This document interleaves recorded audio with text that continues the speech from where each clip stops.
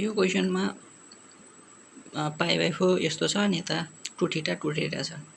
So pi by 4 भनेको कति हो 45 डिग्री हो क्यालकुलेटरमा हाल्ने।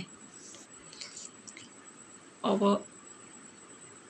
यसबाट यता लान सजिलो कि यताबाट अब बिना पाई निकाल्न चाहिँ अलिकति दिमागमा गाह्रो हुनसक्छ है त कन्फ्युज हुनसक्छ त्यही भएर यतैबाट सल्भ गर्ने यता है त। सो एलएचएस र पाई बाई 4 भनेको 45 लेख्छु डाइरेक्ट। त्यसपछि अब cot A minus B formula लाउँदा पनि भयो तर लास्टमा कस बाई साइन कस र साइनमा लानुपर्ने छ नि त त्यही भएर कस बाई साइन युज गरे है त।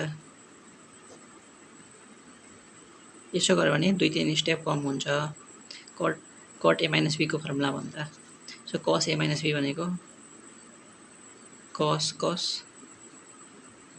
माइनसको प्लस साइन साइन तल साइन कस माइनस साइन कस।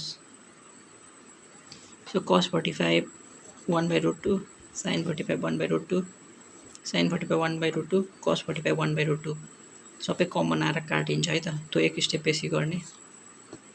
सो अनि के रहन्छ cos theta plus sine theta cos theta minus sine theta.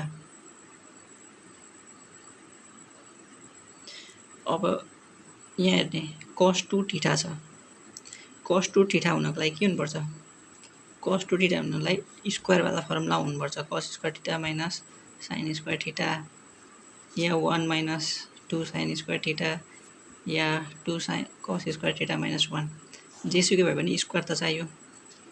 So यसलाई स्क्वायर बनाउनलाई मल्टिप्लाई त गर्नै पर्यो र कस थीटाकोमा साइन के हुन्छ माइनस माइनस चाहिएपछि बीचको साइन पनि माइनस बनाउनलाई माइनस हाल्नै पर्यो A minus B A plus B बनाउनु पर्यो। सो यो भयो। सो माथिको हुन्छ cos square theta minus sine square theta A plus B A minus B तलको A minus B whole square भयो। So A square minus 2ab plus B square यो त डाइरेक्ट कस 2 थीटा भयो